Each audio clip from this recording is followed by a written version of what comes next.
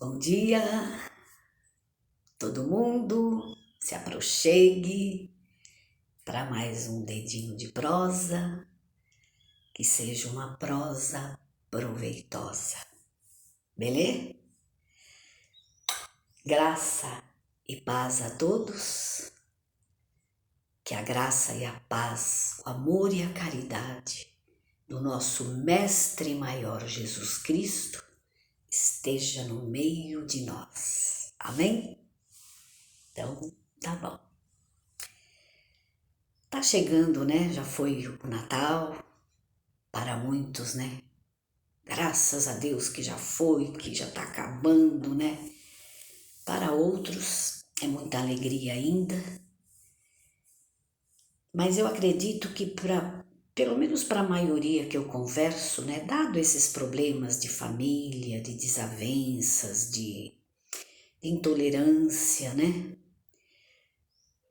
E de hipocrisia, né? Passa o ano inteiro sem conversar, sem um telefonema, sem um oi, sem um nada, né? Aí quando chega no Natal, né, começam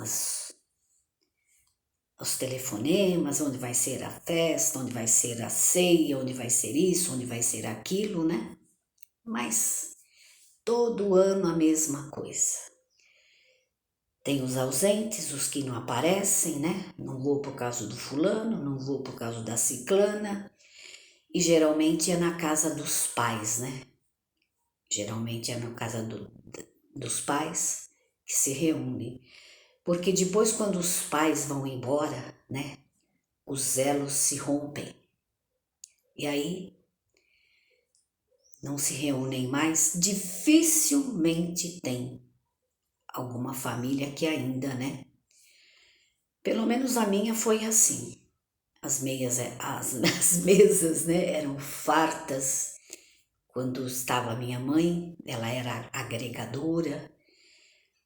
E não era só no Natal nem no Ano Novo, não, era sempre feriado prolongado. Eu já cansei, vocês também já cansaram de me ouvir lá em Tupã, naquele lugar maravilhoso, naquela chácara, quase um sítio, né? Reunia, via todo mundo de São Paulo, e olha que era longe, hein? Era longe. E a casa cheia, e matavam porco e frango, e aquela alegria, né? E quando ela se foi, os elos, né, se romperam. Já vai para um lado, outra irmã vai para o outro lado, e assim é, tá? Então, para muitos, não vê a hora que acaba essas festas. Nossa, que hipocrisia, que horror. Para muitos, ainda é uma data maravilhosa, comemorativa, onde há muito congraçamento, muita alegria, né? E é preciso respeitar. Ué, quem ainda curte, beleza, quem não curte, né? Fazer o quê? Então eu estava conversando com a minha querida amiga Ana e me veio, por causa desta época do Natal, para vocês que gostam das minhas histórias, e eu me lembrei de um patrão que eu tive lá nos anos 70. Para vocês terem ideia como é velha a história, estavam construindo o metrô de São Paulo. E a nossa empresa fornecia, né, ferro e aço para um determinado trecho do metrô. E eu trabalhava nessa empresa e eu quero contar do meu patrão. Talvez ele nem existe mais, claro que não. Naquela época eu tinha 21 anos, 22, e ele já era um homem, né, de uns 60 e poucos. E aquele homem, irmãos, ele foi embora de casa com 14 anos. Hoje, quando desaparece uma criança, né, um adolescente, menino ou menina, 14 anos, É um horror, né? Eles fogem de casa, por quê? Porque querem namorar, porque querem fazer coisas erradas, que os pais não admitem, né? Mas naquele tempo, e os cabelinhos brancos, né? Devem também ter conhecido bastante gente assim. Eu, pelo menos, tenho na minha família. Um tio meu, de um irmão do meu pai, foi embora aos 14 anos. Por quê? Porque era muito rígida a coisa, qualquer coisa apanhavam, não tinham liberdade, né? E eles foram embora para fazer a vida. Veja, um menino naquela época de 14 anos, eles iam, mas eles queriam liberdade apenas. E todos, né, pelo menos os que eu conheci, foi para trabalhar, para ter a sua vida, né? E isto aconteceu com esse meu querido patrão João Carlos. E ele foi embora de casa, os pais, né? Vou ter que falar, evangélicos, rígidos, e ele, né, um homem, um menino, né, por certo, adiante do tempo dele para chegar aonde ele chegou, né? E ele foi embora de casa. E ele foi ser jornaleiro, né? Naquele tempo, vocês sabem, a comunicação era feita por jornais, revistas, né? Então tinha os meninos que pegavam aquela que nem um negócio assim, enchia de jornal, ia para as casas, ia vender jornaleiro. E ele, né, sem era nem beira, arrumou esse serviço no centro de São Paulo. E à noite ele ganhava alguns trocados, né? Comia ali por certo, algum lanche, alguma coisa. E à noite ele dormia dentro do caminhãozinho que entregava os jornais. E numa noite de Natal, ele contava para nós ali na nossa mesa, ali no escritório, e era tão bonito ver aquele homem rico, naquela idade, e ele lembrando deste fato.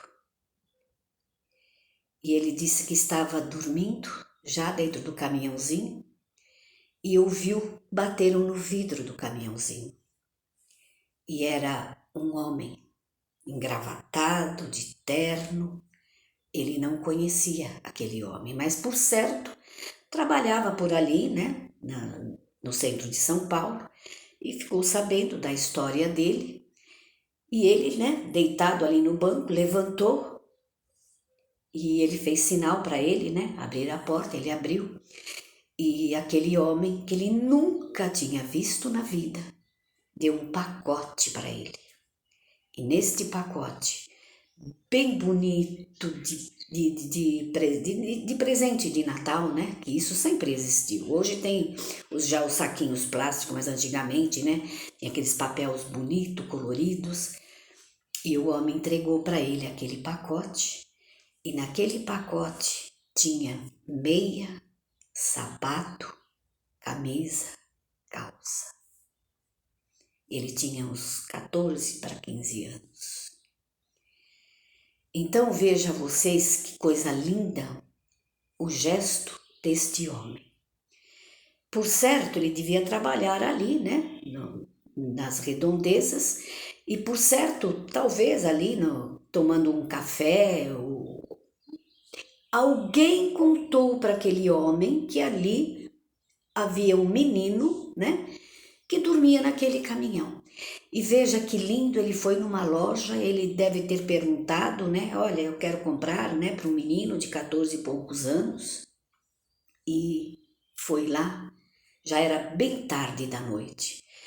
Eu hoje penso assim, né, ele devia ser alguém importante na empresa, né, porque geralmente quem faz as coisas, chefe, gerente, executivo, são os últimos que vêm embora, né, para deixar tudo pronto, né?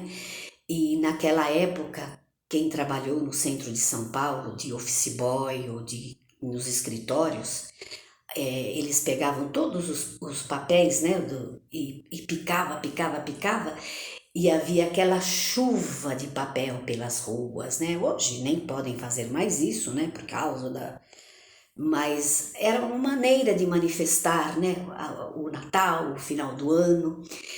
E ele disse que sentou ali no banco e havia aqueles papéis ainda pelas ruas, e ele comemorou ali sozinho aquele presente e aquela gratidão que ele teve no seu coração de ter recebido aquele presente de alguém importante.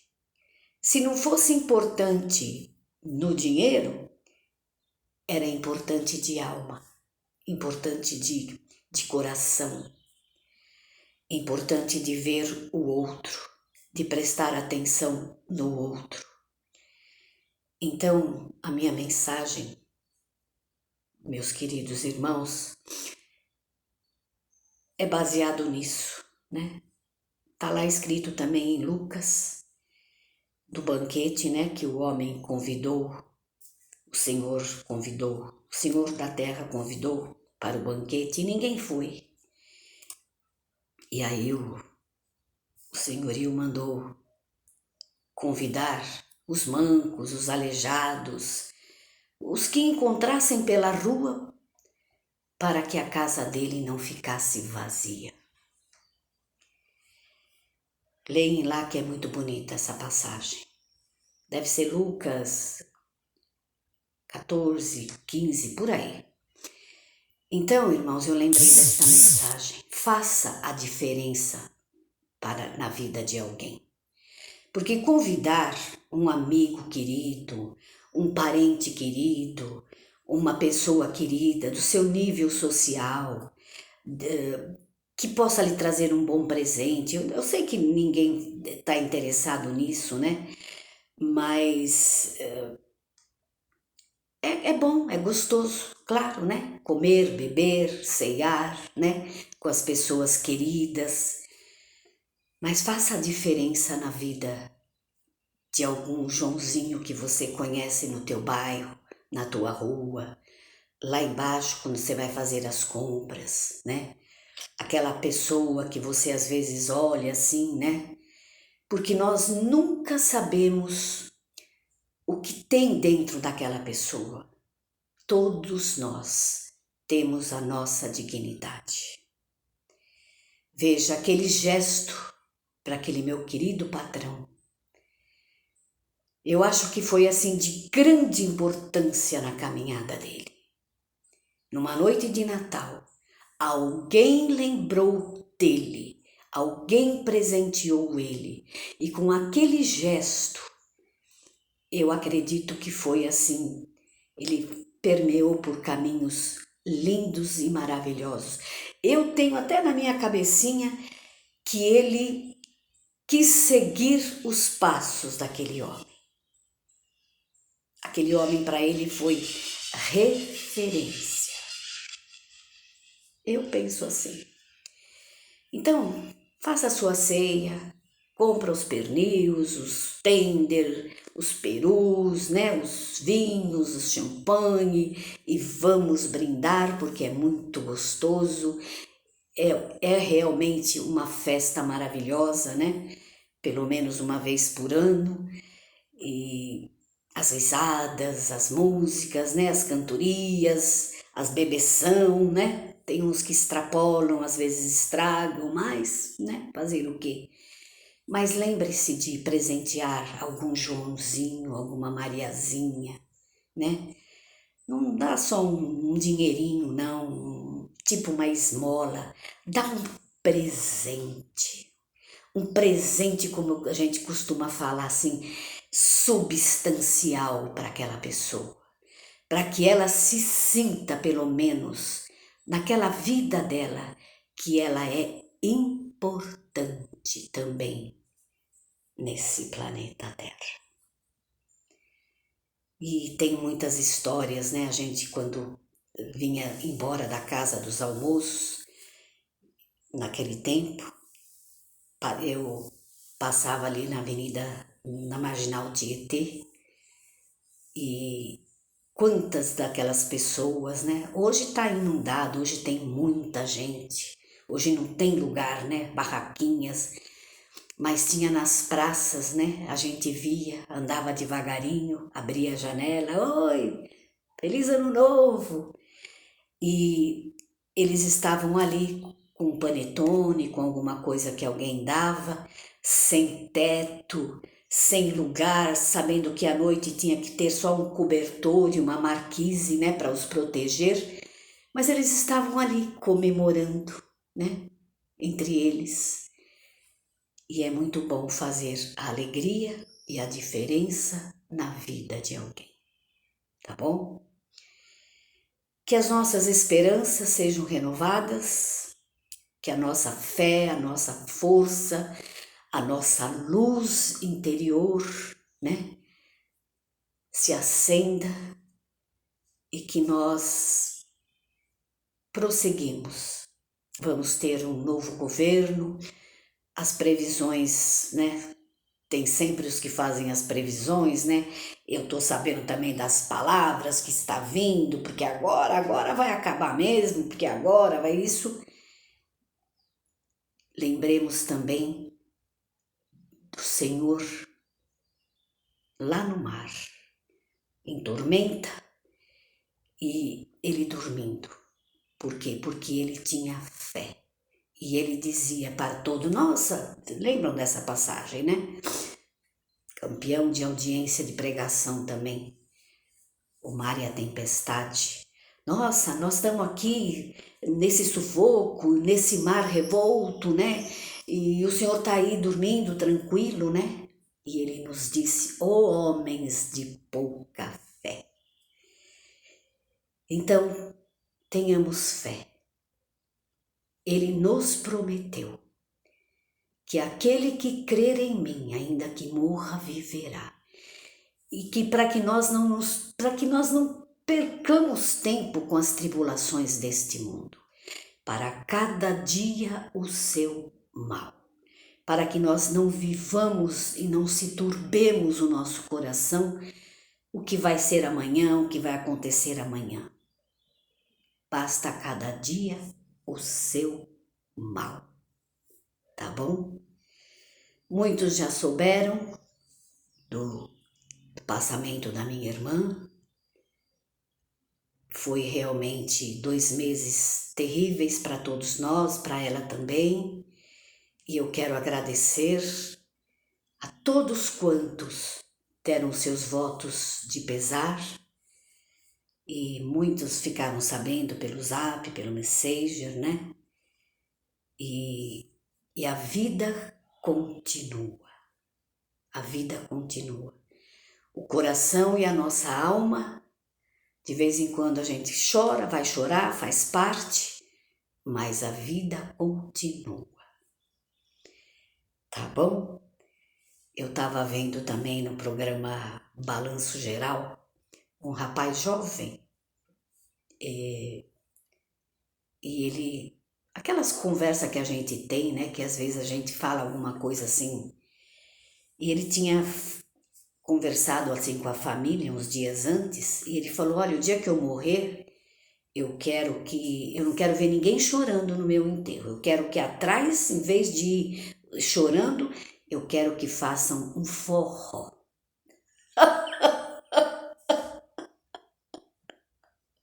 Gente, foi feito o forró. Inclusive com o caminhão, se não me falha a memória, o caminhão de som estava chovendo. Ele veio a sofrer um acidente de moto, jovem, muito jovem ainda. E o povo fez o que ele pediu. Ele falou, não quero ver ninguém triste, quero que façam um forró. O meu cortejo, eu quero, em vez de lágrimas, um forró. E assim foi feito. E estava chovendo e os parentes, os amigos, né, atrás dançando e a música tocando e quem passava também, né, que estava nas praças ou num bar parado, acompanhava também e dançava. Este é um mundo de loucura, minha gente, muito doido demais, né? Então, cada um, né? E vamos que vamos. Um feliz 2023 para todos nós, beleza? Que estejamos juntos aqui no nosso dedinho de prosa e força, foco e fé na caminhada. Amém? Fui!